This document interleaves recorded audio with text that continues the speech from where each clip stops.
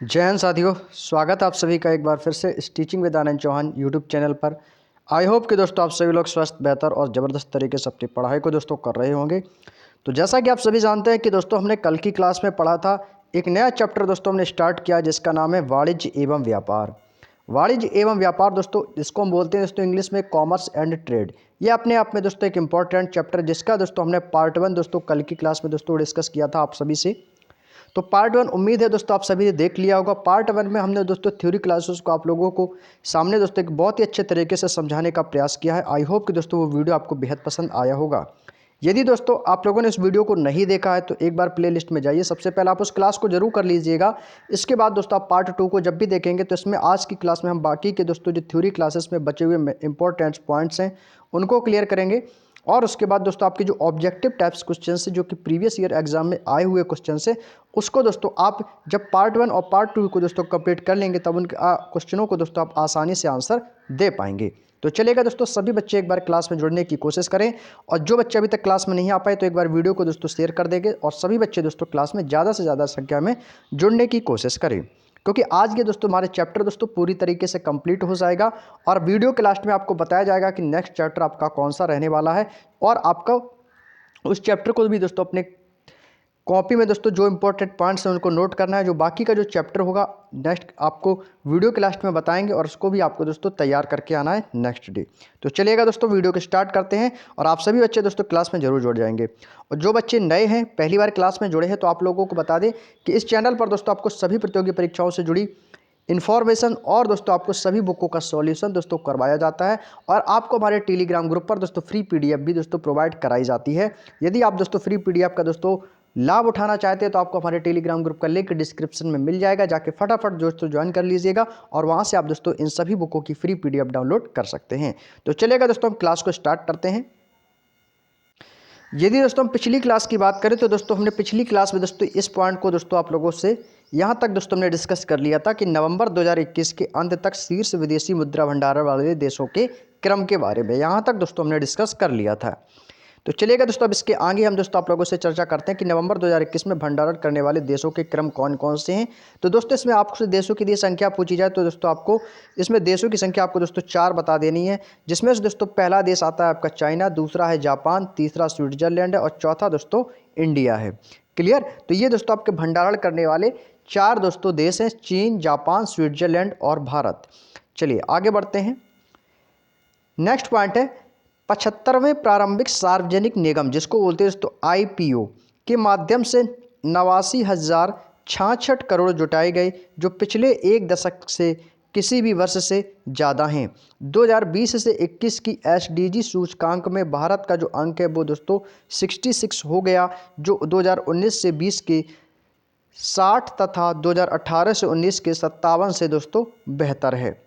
वर्ष 2020 से 21 में प्रतिदिन सड़क निर्माण की सीमा 36.5 किलोमीटर पहुंच गई, जबकि 2019 से 20 में यह प्रतिदिन 28 किलोमीटर थी। पिछले साल की तुलना में दोस्तों इसमें 30.4% की बढ़ोतरी हुई है।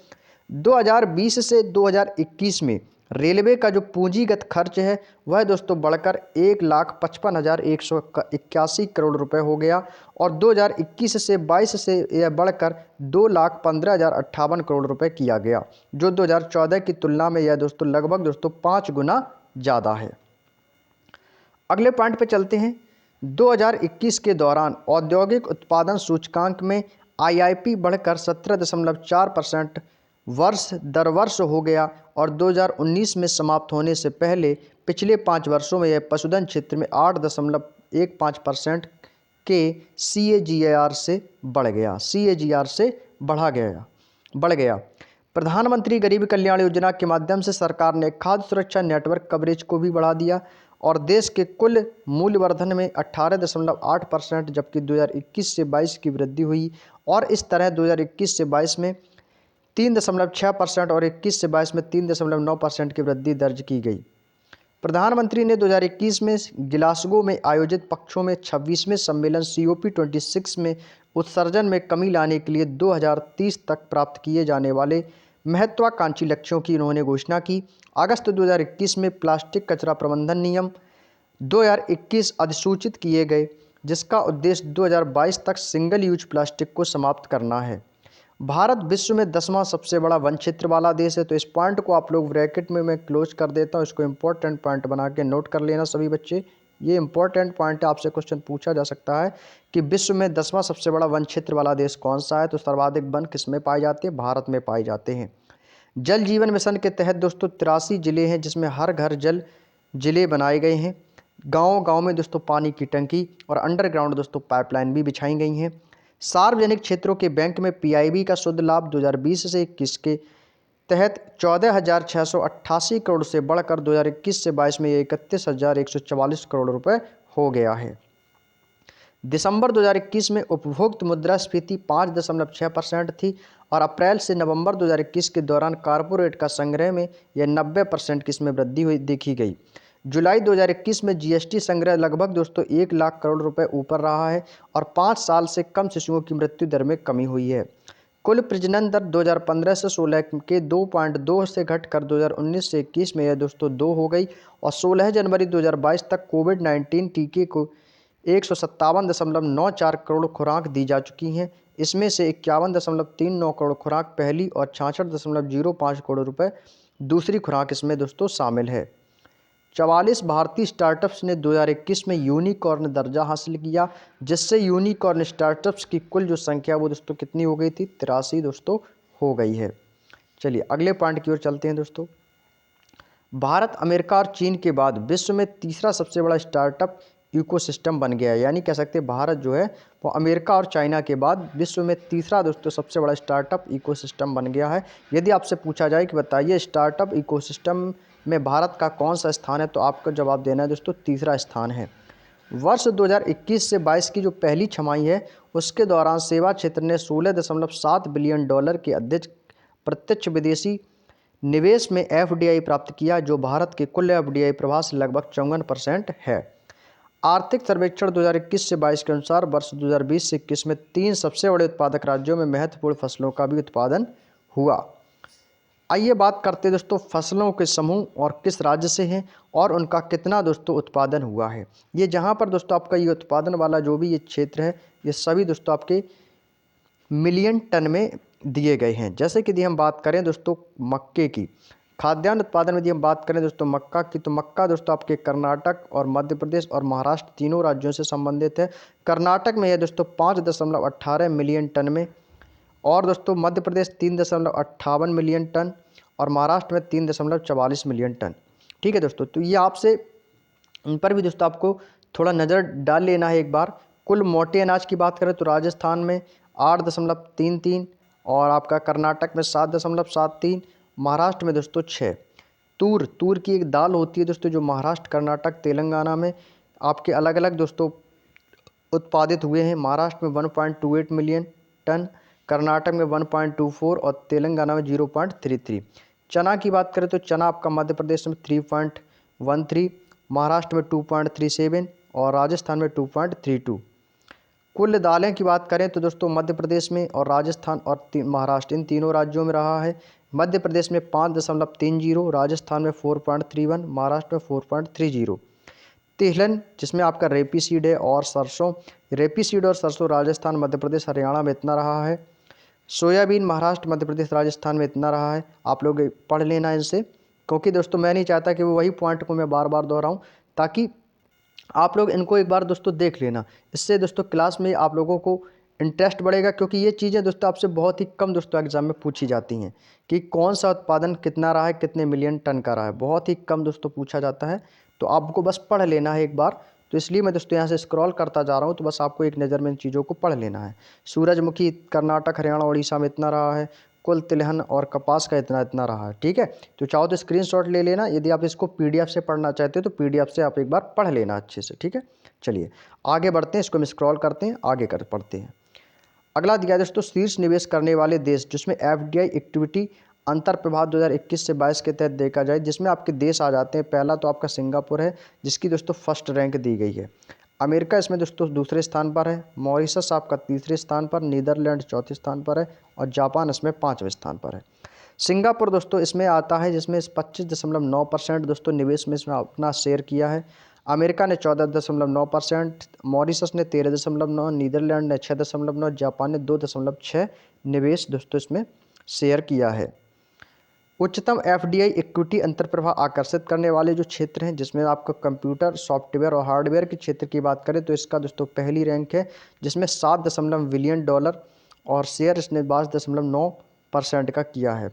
ऑटोमोबाइल उद्योग की रैंक दूसरे नंबर पर आती है, जिसने 4.9 अमेरिकी बिलियन डॉलर और 15.8% का शेयर। सेवा क्षेत्र में तीसरा स्थान आता है, 3.2 बिलियन डॉलर और 10.1 शेयर परसेंट मार्केट में निवेश किया।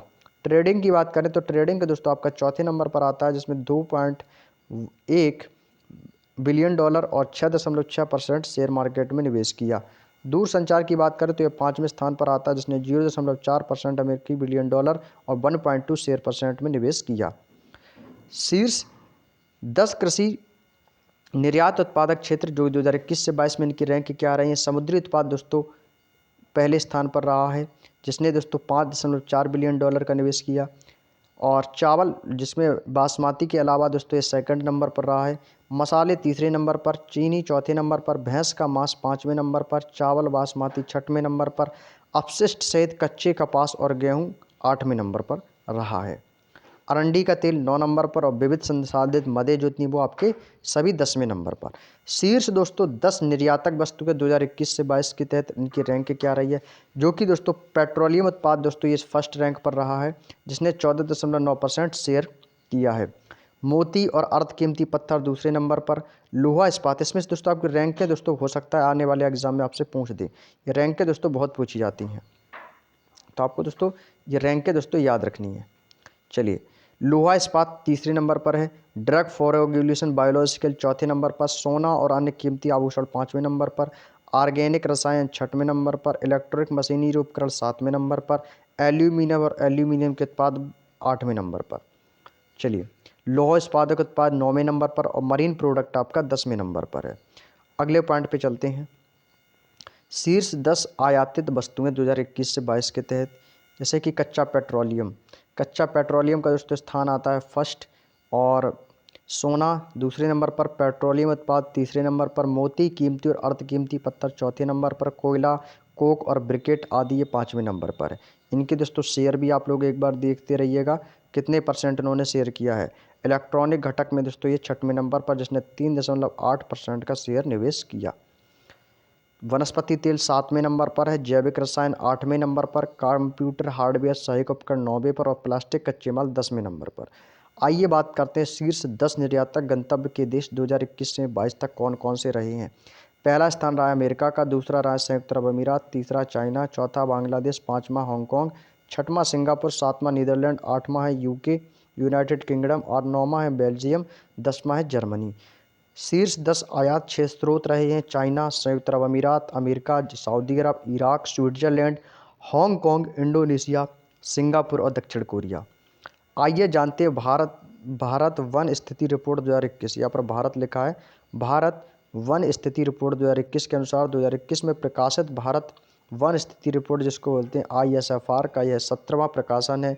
पहला सर्वेक्षण 1987 में प्रकाशित हुआ था। यह भारत और वन्य आर्यावरण के आकलन किया जाता है। इस रिपोर्ट को द्विवार्षिक रूप से भारतीय वन सर्वेक्षण द्वारा प्रकाशित किया गया है। वन स्थिति रिपोर्ट 2021 के प्रमुख बिंदु हैं। देश में कुल वन एवं वृक्षारोपण कितना है, तो वो दोस्तों आपको इसमें दिया गया 8,09,537 वर्ग किलोमीटर। यदि प्रतिशत में आपसे पूछा जाए तो बता सकते हैं 24.62% आवरण देश में कुल वनों का है। अब बात करते हैं देश में कुल वनावरण कितना है, तो 7,13,789। यहाँ पर कितना है, 7,13,789 वर्ग किलोमीटर, लगभग कह सकते हैं 21.71%। देश में कुल वृक्षावरण 95,748 वर्ग किलोमीटर, 2.91%। कुल वृद्धि वन और वृक्षावरण में 2,261 वर्ग किलोमीटर की गई है। वनावरण में वृद्धि 1,540 वर्ग किलोमीटर, 2019 की तुलना में यह 0.22% की वृद्धि हुई है।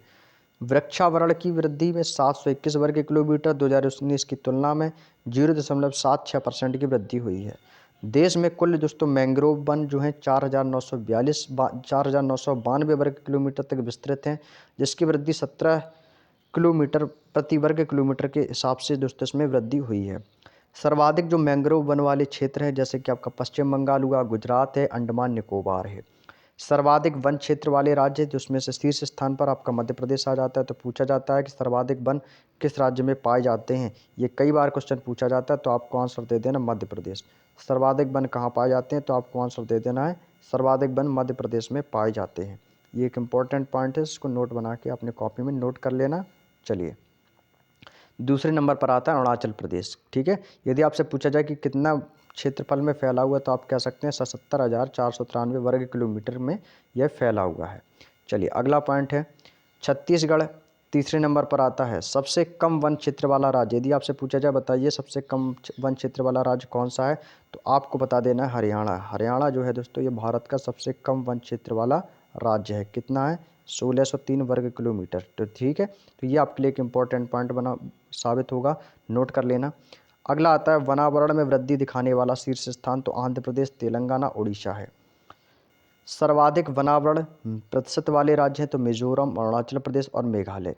देश के वनों में कुल कार्बन स्टॉक जो है दोस्तों वो कितना है, वो लगभग कह सकते हैं कार्बन स्टॉक 7,204 मिलियन टन लगभग दोस्तों देश में कुल कार्बन स्टॉक है। क्लियर। चलिए तो ये टॉपिक दोस्तों आपका कंप्लीट हो गया। आइए अब हम लोग आप लोगों को ले चलते हैं previous year UP police constable में दोस्तों आपके कैसे कैसे क्वेश्चंस इस टॉपिक से दोस्तों पूछे जाते हैं उनके बारे में दोस्तों हम डिस्कस करेंगे। चलिएगा दोस्तों, तो पहला क्वेश्चन आप लोगों के सामने आता होगा। सभी दोस्त क्वेश्चंस को पढ़ेंगे और इसके बाद दोस्तों आंसर करेंगे, क्योंकि दोस्तों वाणिज्य और व्यापार में दोस्तों इस टॉपिक में दोस्तों आपके विभिन्न देशों की मुद्राएं भी दोस्तों शामिल हैं कि किस देश में कौन सी मुद्रा दोस्तों प्रचलित है। ये सारे क्वेश्चंस दोस्तों आपके इसी टॉपिक्स के अंतर्गत दोस्तों पूछे जाते हैं।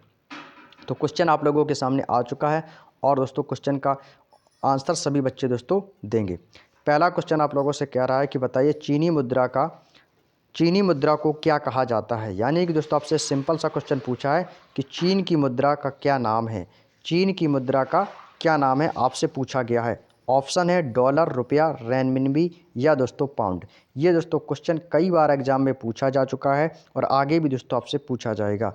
तो इसका जो सही जवाब है वो ऑप्शन सी दोस्तों इस क्वेश्चन का दोस्तों करेक्ट आंसर हो जाएगा। रेनमिनबी क्या हो जाएगा, रेनमिनबी जो है दोस्तों ये चीन की मुद्रा का नाम है। यदि दोस्तों आपसे चीन की दोस्तों राजधानी कैपिटल पूछी तो चीन की राजधानी क्या हो जाएगी, बीजिंग। चीन की राजधानी यदि आपसे पूछे तो आपको बता देना बीजिंग जो है दोस्तों वो चाइना की राजधानी है। अगला क्वेश्चन है दोस्तों आर्मेनिया की मुद्रा को क्या कहा जाता है। देखिए दोस्तों आपके एग्जाम में मुद्राएं बहुत ही इंपॉर्टेंट हैं। आप यदि यूपी पुलिस री एग्ज़ाम के लिए दोस्तों आप तैयारी कर ही रहे तो आप लोगों ने पहला तो एग्ज़ाम देख ही लिया होगा। मुद्राओं से भी दोस्तों आपके एग्जाम में क्वेश्चंस पूछे गए हैं। तो आपसे पूछा है आर्मेनिया की मुद्रा को क्या कहा जाता है। यानी कि दोस्तों हमसे आर्मेनिया की मुद्रा के बारे में पूछा गया है। तो आर्मेनिया की मुद्रा क्या हो जाएगी, द्राम हो जाएगी। तो ऑप्शन ए इस क्वेश्चन का दोस्तों करेक्ट आंसर हो जाएगा द्राम। द्राम दोस्तों किस देश की मुद्रा है, आर्मेनियम की। ये देखिए आपके सभी यूपी पुलिस 2020 के एग्जाम में आए हुए क्वेश्चन हैं। सिंगापुर की मुद्रा कौन सी है। यानी हमें यहाँ से दोस्तों इतना दोस्तों समझ आता है कि इस टॉपिक से क्वेश्चंस आपके एग्जाम में ज़रूर बनेंगे। सिंगापुर की मुद्रा, तो इस टाइप के क्वेश्चंस में आप लोग कंफ्यूज हो जाएंगे क्योंकि दोस्तों में सभी में दोस्तों सिंगापुर दिया गया है। लेकिन दोस्तों सिंगापुर में कौन सी मुद्रा चलती है, तो इतना याद रखना सिंगापुर में दोस्तों चलता है आपका डॉलर। लेकिन कौन सा डॉलर चलता है, वो सिंगापुरिया डॉलर चलता है। कौन सा, सिंगापुर डॉलर चलता है। तो ऑप्शन बी दोस्तों इस क्वेश्चन का करेक्ट आंसर हो जाएगा। यहाँ तक की बात आपको दोस्तों समझ में आ चुकी होगी। तो अगले पॉइंट की ओर चलते हैं। इथोपिया की मुद्रा क्या है दोस्तों, बहुत ही शानदार क्वेश्चंस पूछा है आपसे। इथोपिया की मुद्रा का क्या नाम है।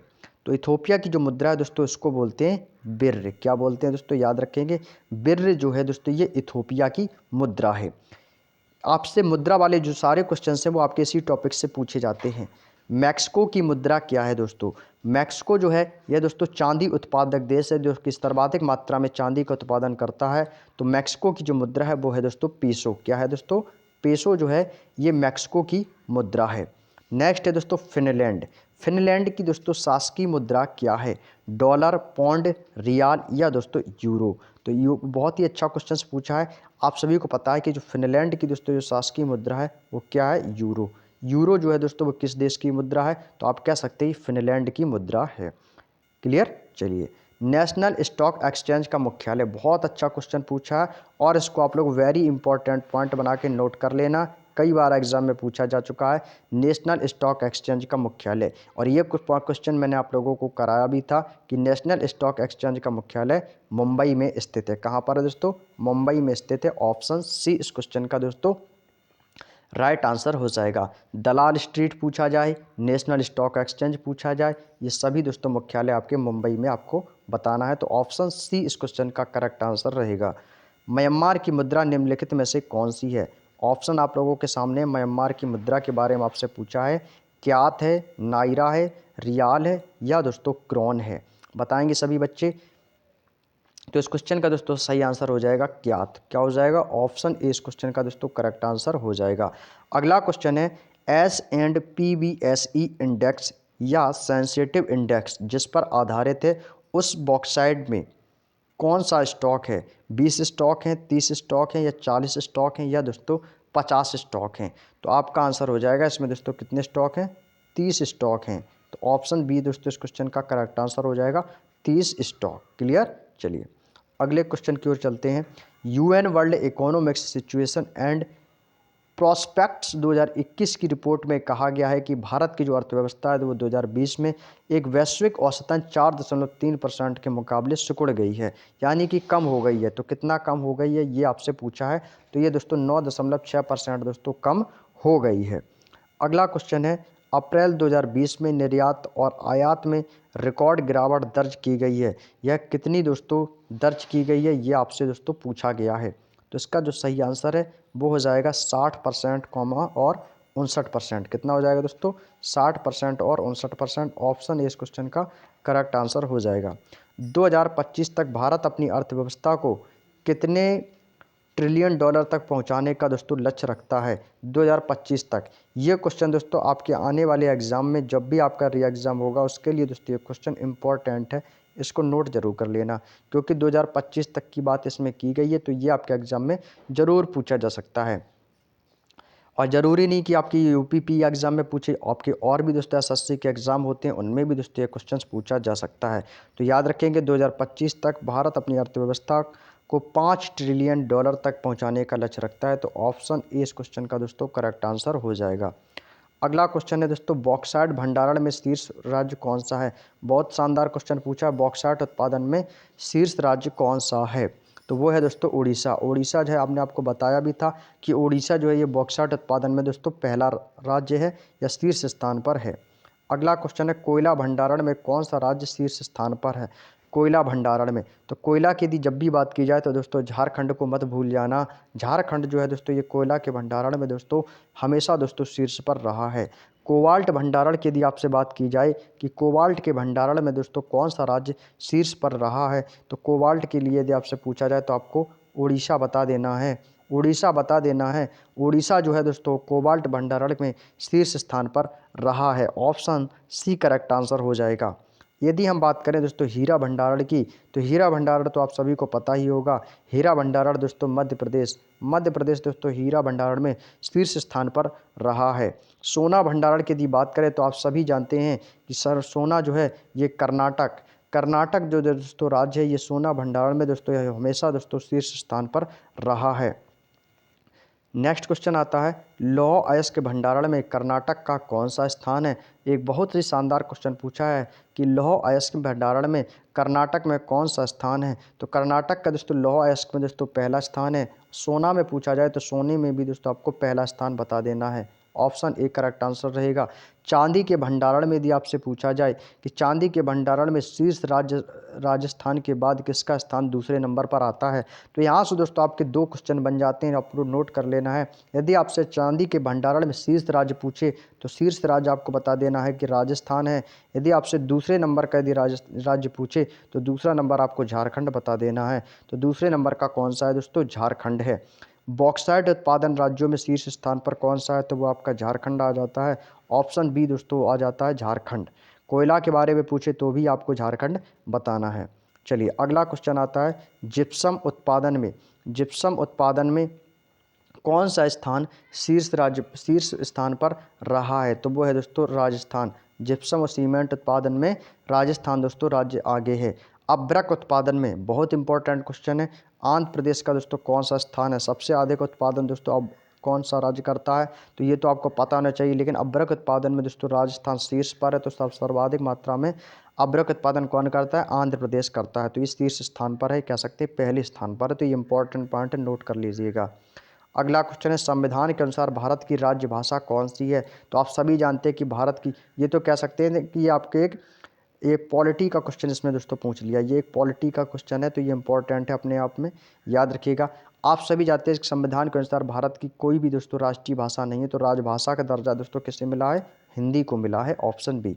भारतीय संविधान में कितनी भाषाओं को शामिल किया गया, आप सभी को पता है 22 भाषा। यहाँ पर आप कहेंगे सर इसमें तो पॉलिटी के क्वेश्चन पूछ लिए गए हैं, तो भाई कभी भी कोई भी क्वेश्चंस दोस्तों आपसे एग्जामिनर पूछ सकता है। तो यहाँ पर दोस्तों संविधान से संबंधित क्वेश्चंस हैं, याद रखेंगे। 21वें संविधान संशोधन 1967 द्वारा 15वीं भाषा के रूप में किसे जोड़ा गया। ये हमने आपको दोस्तों, जब आपको मैंने इसी बुक में संविधान को अच्छे से पढ़ाया है, यदि आपने उस क्लास को देखा होगा तो आप इस क्वेश्चन का भी दोस्तों आसानी से दोस्तों आप जवाब दे पा रहे होंगे। यदि आपने हमारी संविधान वाली क्लास को नहीं देखा है तो एक बार प्ले लिस्ट में जाइए, उस क्लास को जरूर देख लीजिएगा। तो दोस्तों 15वीं भाषा के रूप में दोस्तों सिंधी भाषा को जोड़ा गया है, ऑप्शन सी इस क्वेश्चन का दोस्तों करेक्ट आंसर हो जाएगा। 71वें संविधान संशोधन द्वारा कोंकणी, मणिपुरी, नेपाली को किस वर्ष भारतीय संविधान में जोड़ा गया। ये हमने संविधान वाले चैप्टर के वो दोस्तों सारे क्वेश्चन से जो आपसे दोस्तों पुनः दोस्तों हम आप लोगों से डिस्कस कर रहे हैं, तो याद रखेंगे 1992 में दोस्तों इन्हें पुनः जोड़ा गया।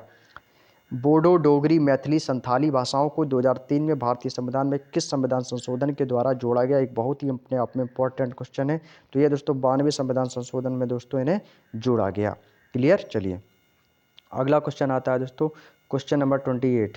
क्वेश्चन नंबर 28 कह रहा है कि भारत में हिंदी के बाद सर्वाधिक जनसंख्या द्वारा बोले जाने वाली भाषा कौन सी है, यानी हिंदी के बाद कौन सी जो भाषा है जो सर्वाधिक दोस्तों जनसंख्या द्वारा बोली जाती है, तो वो है दोस्तों बांग्ला भाषा। कौन सी है, बांग्ला भाषा दोस्तों है।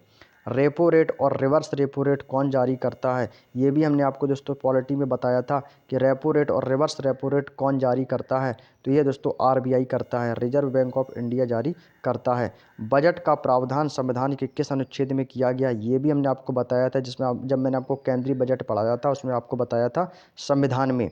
तो ये दोस्तों आपका अनुच्छेद 112 कौन हो जाएगा, अनुच्छेद 112 जो है, जिसमें बजट का प्रावधान दिया गया है।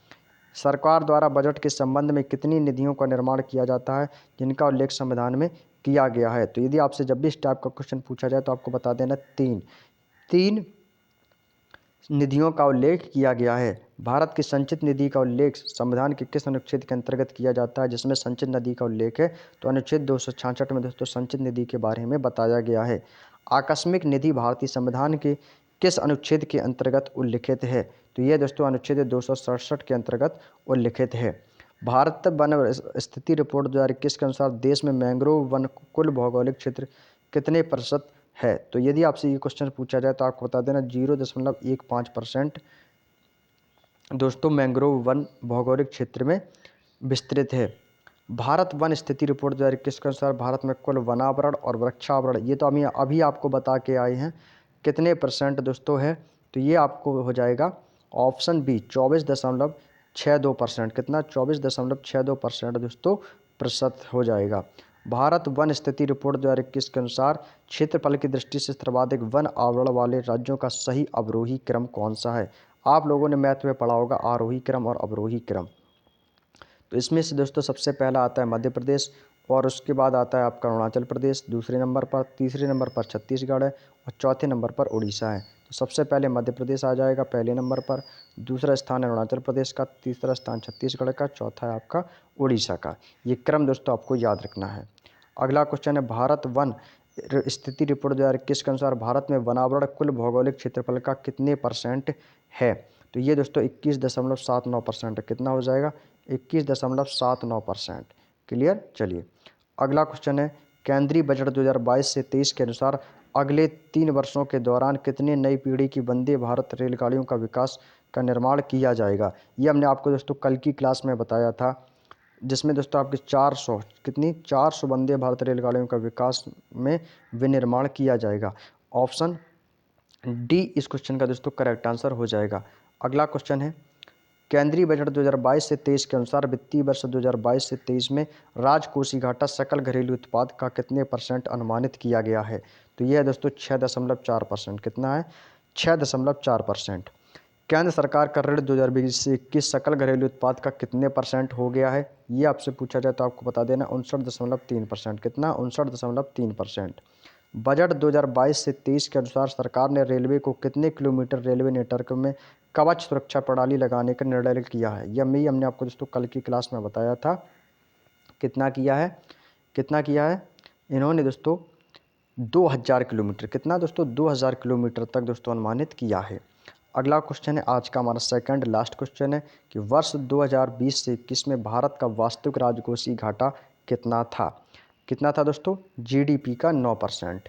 जीडीपी का 9.3% कह सकते हैं, लगभग जीडीपी का 9.3% भारत का वास्तविक राजकोषीय घाटा था।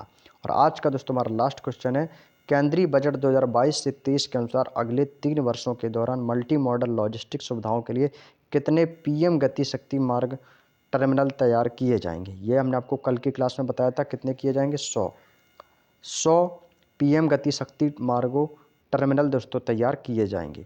क्लियर? चलिए, तो ये चैप्टर दोस्तों आप सभी का पूरी तरीके से कंप्लीट हो गया है। और अगला जो चैप्टर हमारा रहने वाला है वो दोस्तों हमारा सेकंड लास्ट चैप्टर रहेगा। 9वां चैप्टर है हमारा, जिसका नाम है दोस्तों पुलिस एवं सामान्य प्रशासनिक व्यवस्था। ये टॉपिक वो टॉपिक है जहाँ से दोस्तों आप जैसे काफ़ी बच्चे हैं दोस्तों जो दोस्तों कंफ्यूज हो जाते हैं, तो हम कह सकते हैं ये चैप्टर आप लोगों का यूपी पुलिस कांस्टेबल का एक इम्पॉर्टेंट चैप्टर है। कह सकते हैं कि फेवरेट चैप्टर है, जहाँ से दोस्तों आपके एग्ज़ाम में क्वेश्चन पूछे जाते हैं। तो इस क्लास में आप लोग जितनी ज़्यादा से ज़्यादा संख्या में जुड़ सकें उतनी ज़्यादा से ज़्यादा संख्या में जुड़िएगा, क्योंकि हम दोस्तों इसको कल से स्टार्ट करने वाले हैं। इसकी आपको 2 क्लासें रहेंगी। कल इसका दोस्तों पार्ट 1 हम आप लोगों से डिस्कस करेंगे, और पार्ट 1 और पार्ट 2 में यानी हम कह सकते हैं कि 2 पार्टों में दोस्तों इस क्लास को हम कंप्लीट कर रहे होंगे। तो कल हमारा दोस्तों पुलिस एवं सामान्य प्रशासनिक व्यवस्था का पार्ट 1 रहेगा। तो आप लोग दोस्तों ज़्यादा से ज़्यादा संख्या में जुड़ने की कोशिश करें। तो आज की क्लास को हम यहीं तक रखेंगे।